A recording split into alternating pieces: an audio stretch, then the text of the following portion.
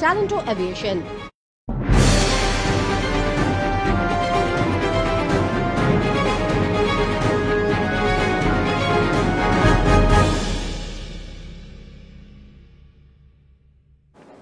নমস্কার, আরোহী নিউজ লাইভে আপনাদের সকলকে স্বাগত জানাই। আপনাদের সঙ্গে আমি রয়েছি মাসুমা। শুরু করছি নিউজ এই মুহূর্তে। আর শুরুতেই নজর রাখবো যে খবরের দিকে। আগামী 23শে নভেম্বর 3 দিনের জন্য বাঁকুড়া সফরে যাওয়ার কথা ছিল মুখ্যমন্ত্রীর, কিন্তু সেই সফরে রদবদল হয়েছে। তার কারণ, মঙ্গলবার প্রধানমন্ত্রী নরেন্দ্র মোদীর সঙ্গে বৈঠক রয়েছে মুখ্যমন্ত্রী, সেই কারণেই আজই বাঁকুড়া যাবেন মুখ্যমন্ত্রী, তেমনটাই খবর পাওয়া গিয়েছে। এবং মুখ্যমন্ত্রী যাওয়ার আগে বাঁকুড়ায় চলছে জোর কদমে প্রস্তুতি। বাঁকুড়ার খাতড়া সিধু কানু স্টেডিয়ামে সকাল থেকেই জোর কদমে প্রস্তুতি চলছে।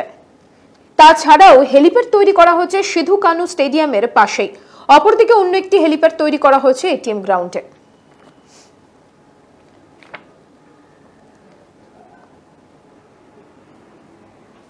রবিবার সকালে দুর্গাপুরের মায়াবাজার এলাকায় চা চক্রের আয়োজন করেন বিজেপি নেতৃত্ব। সেই চা চক্রে যোগদান করতে গিয়েই অনুব্রত মণ্ডলকে কটাক্ষ করেন বিজেপি নেতা সায়ন্তন বসু। সকালবেলা তো আপনিও প্রত্যেকদিন বাড়িতে চা খান, গল্প করতে করতে খান, আমরাও বাড়িতেও খাই, আর কখনো কখনো রাস্তাতেও কার্যকর্তা, সদস্য, সমর্থক, আপনাদের মতো প্রেসের বন্ধু, সাংবাদিক, সাধারণ মানুষ সকলের সঙ্গে আলাপ আলোচনা করে খাই।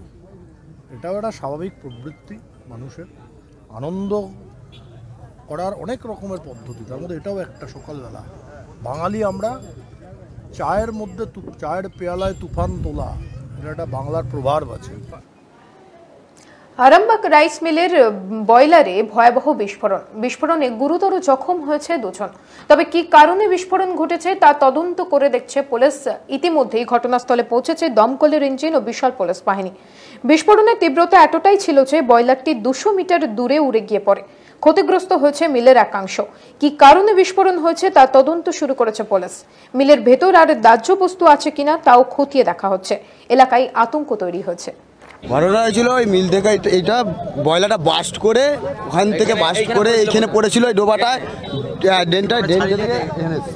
রাস্তায় পড়ে গেছে। রাস্তায় আমাদের এখন বর্তমান কিছু ক্ষতি হয় না।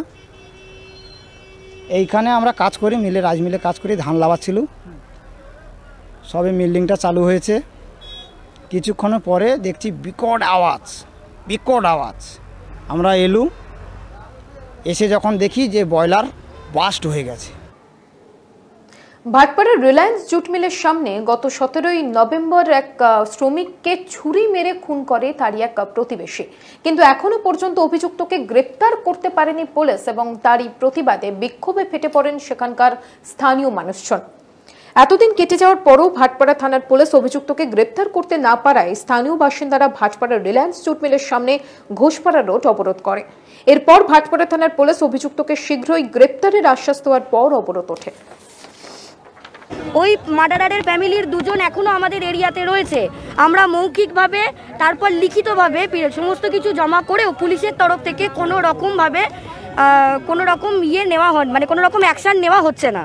তাই জন্য আমরা এখানে অবরোধ করছি, যাতে যত তাড়াতাড়ি সম্ভব পুলিশের দায়িত্ব পালন করুক। पुलिस 6 दिन हो गया, कोई एक्शन नहीं लिया है, अभी तक नहीं पकड़ा पुलिस।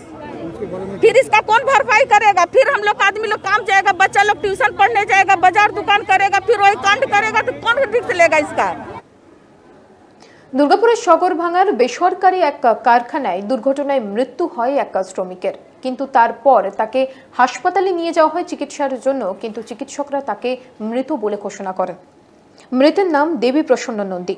বছর 45-এর দেবী প্রসন্ন নন্দী রবিবার নাইট ডিউটিতে ছিলেন। কর্মরত এই শ্রমিক ভোরে যখন কাজ করছিলেন, ঠিক তখন একটি লোহার রড আচমকা ছিটকে এসে তার বুকে লাগে। তড়িঘড়ি এই ঠিকা শ্রমিককে দুর্গাপুর ইএসআই হাসপাতালে নিয়ে আসা হলে চিকিৎসকরা তাকে মৃত বলে ঘোষণা করেন। মৃত ঠিকা শ্রমিকের ক্ষতিপূরণের দাবিতে সরব হয়েছে শ্রমিক নেতৃত্ব। নিউজ এই মুহূর্তে এখন এই পর্যন্তই। অন্যান্য সব খবরের জন্য দেখতে থাকুন আরোহী নিউজ।